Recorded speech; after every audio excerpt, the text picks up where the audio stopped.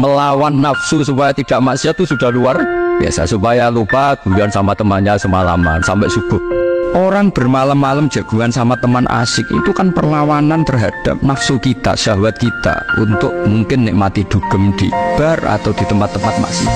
Itu setan di Indonesia tuh kakuati sama kita. Orang supaya tidak tertarik maksiat itu Ki Jawa cukup ketemu kancane masak terong guyon, gejol-gejolokan zaman mondok, suwengi lulus sangka maksiat. Termasuk kearifan kita sebagai manusia itu belajar dari takdir yang kita hadapi, yaitu keterbatasan kita sebagai manusia. Kita harus bisa ngelola kegagalan, terima kodok kodar. Makanya kata Mbah Mun, abahnya Gus Yasin itu sering cerita ke saya, iman itu paling dhuwur itu iman kodok kodar, khairihi wa syarrihi minallah. Kita harus punya kesiapan iman khairihi wa syarrihi minallah, bahwa segala kebaikan, segala syar itu sudah digariskan oleh Allah Ta'ala. Kita bisa apa sebagai manusia? Kamu jangan sering melihat orang lain yang mungkin secara lahir dapat nikmat yang lebih tinggi timbang Anda. Kalau kamu nggak bisa ngelola hati Anda bisa hasut, Anda bisa dengki. Paling tidak Anda bisa ada syukur. Mata kamu itu kamu batasin. Jangan melihat sesuatu yang potensi potensi menjadikan Anda tidak syukur. Jika kalian sakit karena berjuang, mereka juga sakit karena kezaliman. Mereka saja berani. Orang ngedarkan narkoba itu resikonya besar enggak? Ditangkap polisi, kadang saingan antar badan narkoba. Orang jadi maling, resikonya besar enggak? Kecekal digebuki, jadi copet, resikonya besar. Jadi ketika kebaikan itu ada masalah, keburukan juga ada masalah. Dewe Pangeran lakoni wae kebaikan itu. Mergo dibalik resiko kebaikan itu ada kebaikan yang kamu dapatkan yang tidak didapatkan para orang nopo. Wong nak para pangeran tenan, ape matur hajate matur Allah wa izin. Mergo liktifaihi krana ngalap cukup arif, ngalap cukup bimasyiati lan kersane Allah. Wong nak para pangeran tenan, lopar lapor donga-donga iku izin. Pangeran ra melok utang lapor utange, pangeran ra melok di hajat lapor napa? Hajat iku izin. Perkarane ngalap cukup be masyiai pangeran. Fakih fala yastahi, fakih famu khali kaya apa la yastahi ora izin. Sopo al arif ayyar fa'ah yen tong laporno sopo arif ing hajat ila khali qadihi maring makhluke Allah. Dadi wong sing parek pangeran lapor kebutuhane ning Allah wae izin, apa meneh lapor ning apa makhluk. Jelas. Mergo nikmate Allah paling dhuwur yaiku kowe tau ora ana dadi wujud. Iki mau baru kae wujud sajan to kita kasuse akeh, masalahe akeh. Iku nyekseni kudrahe Allah Subhanahu wa taala. Senajan to kowe dhewe mungkin ning donya ora pati kebagian. Misalnya ana wong sugih didik miliatan, kowe dhuwitmu 5.000 delikno ning peci. Paling gak kowe ngerti, Gusti, kok jenengan kuwasa tenan, kok wonten tiyang gadah harta wadah. Kondang tenan jenengan, sugih tenan. Oh, wong jenengan paringi gadah harta kathah. Lah jenengan kula nggih mboten sentimen, kok ngerti maslahate kula ra duwe dhuwit. Alhamdulillah, kowe iku hebat kena ngono wali tenan. Oh, tak daftar wali kena kelakuan ngono. Tapi aku gak yakin nak kowe ngono. Malah tak kok pengiran kene ora mlete, kadang mlarat mlete-mletene wong. Gusti, salah kula napa? Kok kula ora duwe dhuwit wong ki duwe dhuwit, kok ora ora salah iku sapa? Kalau kita punya problem, pasti ingin ketemu orang yang punya kekuatan untuk menghilangkan problem itu. Kalau kita ingin punya hajat dan ingin solusi, ada solusinya, pasti ingin ketemu orang yang mengendalikan hajat itu, yang bikin solusi. Jawabannya, siapapun makhluk itu pasti punya keterbatasan. Siapa yang tidak punya keterbatasan itu? Hanya Allah Subhanahu wa Ta'ala. Hingga ketika Nabi banyak problem, ketika ada banyak masalah, karena Rasulullah idza hasabahu amrun badara ila sholat. Nabi itu kalau sedang punya banyak masalah, pasti cepat-cepat sholat. Hingga dikatakan wasta'inu bisobri wassalah. Kamu minta tolonglah dengan konsisten sabar dan minta pertolongan dengan sholat. Konflik itu dimulai dari tersinggung. Saya ulang lagi, konflik itu dimulai dari tersinggung. Saya punya sekian khazanah tentang ngelola tersinggung. Saya berkali-kali cerita itu.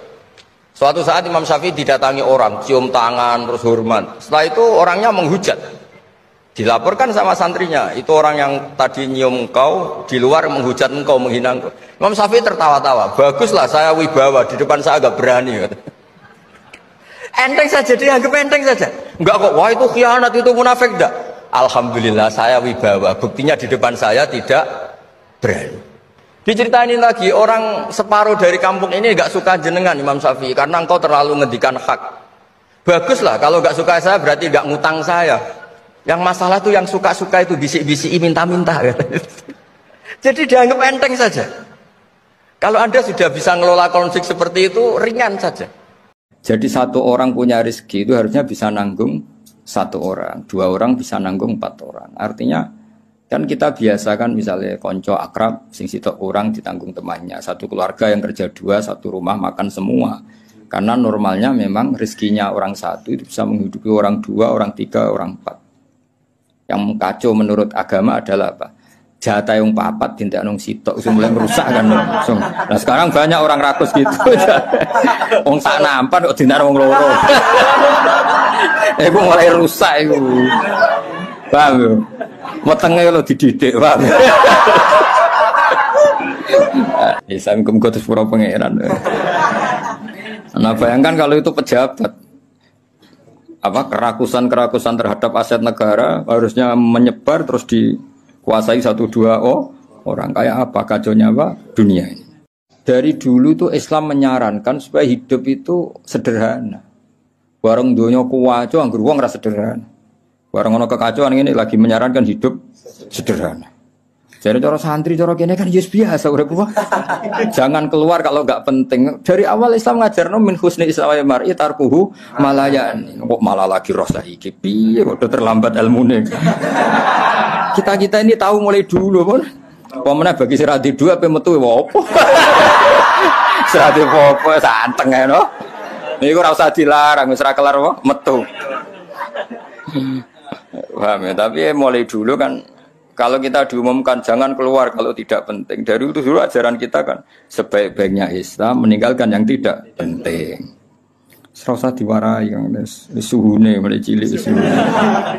Allah itu akan menindak apa yang kamu perbuat oleh hati kamu. Bima kasabat qulubukum. Sekarang begini, kamu melihat orang koruptor misalnya punya uang miliaran, terus kamu kagum, wah enak jadi koruptor, uangnya banyak, bisa apa saja kesampaian. Kata itu adalah menjadi maksiatul qalb, hati kamu maksiat. Karena kenikmatan cara Allah ya taat, mestinya iku iri. Wah, wong kok senenge pangeran ngono, seneng sujud, seneng tahajud, wong kok senenge ibadah. Nah, cara pandang Anda yang salah ini nanti juga dihisab karena kamu mensifati sesuatu yang dibenci Allah. Korupsi itu dibenci Allah, kamu sifati enak. Maksiat dibenci Allah, kamu sifati enak. Kalau kamu orang yang baik, itu sifati enak ya taat. Ya disebut walakinna wa habbaba ilaikumul iman wa zayyanahu fi qulubikum. Orang baik itu orang yang cara pandang ya baik. Orang yang punya akal itu adalah orang yang bisa menikmati sesuatu yang baik. Misalnya gini, contoh gampang gini. Kamu punya anak pertama atau punya anak yang masih kecil. Itu gendong tuh senangnya bukan main. Melihat anak sehat tuh senangnya bukan main. Mungkin saat itu banyak orang yang sedang maksiat dengan perempuan nakal atau dengan teman-teman nakalnya yang nganggap seperti itu tidak nikmat. Tapi andekan ini ditimbang ya ditimbang. Yang maksiat betulan, misalnya paling ukuran bahagianya itu 70%. Tapi yang ini, yang nimang anak baru lahir atau masih kecil, corong Jawa ngeloni anak, bisa saja bahagianya itu sampai 100%. Artinya selama ini kesalahan kita adalah nganggap maksiat itu pasti menyenangkan dan taat itu tidak menyenangkan. Makanya saya berkali-kali fatwa untuk melawan kenikmatan maksiat, orang harus terbiasa menikmati taat, menikmati kebaikan. Di cara ilmu tasawuf itu kemapanan itu harus ada yang ngritik. Tapi orang niat gedeng, tapi ben urip uga nyaman mbek makhluk, ngono nek nyaman mbek makhluk balik ning Allah Subhanahu wa taala. Makanya kalau ning hikam apa patah, kamu akan sakit karena gesekan sosial. Kenapa kamu dibikin sakit? Supaya tidak nyaman dengan makhluk, kemudian balik ning Allah Subhanahu wa taala. Setelah balik itu terus kita hanya nyari ridane Allah taala. Mergo ridon nas ghayatun la tudrak. Kepengen disenengi angger wong itu satu cita-cita yang enggak akan kesampaian. Saya ini pengagum teori ikhlas. Dilatih bil ilmi, saya ulang lagi, dilatih bil ilmi. Saya ini malu. Malunya tadi, saya mengatakan 1 tambah 1 2 itu meskipun tidak ada yang memberi hadiah, tetap saya katakan 2. Saya mengatakan air itu dingin, tidak ada yang ngasih hadiah, saya akan bilang kalau air itu dingin, kalau api itu panas. Untuk hakikat-hakikat seperti itu saja saya jujur tanpa ingin imbalan. Tapi ketika hakikat mengenai Allah kok saya minta imbalan surga dan neraka, ini apa-apaan? Kira-kira gitulah, Rois Suriah macam apa gitu.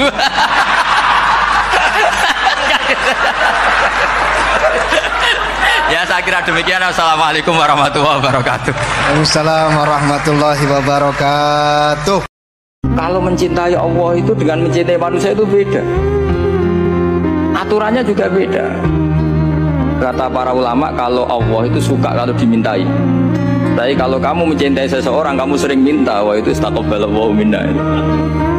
Jadi Allah itu suka apa? Allahu yaghdabu in tarakta su'alahu wa banu adama yaghdab. Jadi Allahu yaghdabu in tarakta su'alahu. Allah justru tersinggung kalau orang yang mencintai dia kemudian tidak sering-sering minta. Tapi kalau Bani Adam semakin sering dimintain malah nafsu ya, malah tersinggung, malah capek. Jadi sama-sama kalimatnya juga mencintai. Kalau kamu nyari nafkah itu sudah ibadah, menyaksikan macam-macamnya orang itu juga ibadah. Bahkan menambah khazanah ilmu. Gara-gara jalan-jalan sering ngerti orang yang buntung. Alhamdulillah meskipun saya hanya Grab, masih punya kaki. Ketemu orang buta ya gitu. Alhamdulillah saya terselamatkan dari seperti itu. Sehingga melihat orang maksiat juga gitu. Saya meskipun gini terselamatkan dari tempat maksiat, sehingga hidup itu tidak nelongso gitu. Ada nilai lebih yang kita punyai. Jadi di antara kebaikan Islam adalah orang disuruh ingat sisi nikmat. Artinya apa? Kehidupan yang kita miliki sekarang adalah kenikmatan yang dirindukan mulai yang mati zaman Nabi Adam sampai kiamat. Apapun masalah hidup Anda ini punya kenikmatan yang enggak tertandingi, yaitu namanya hidup.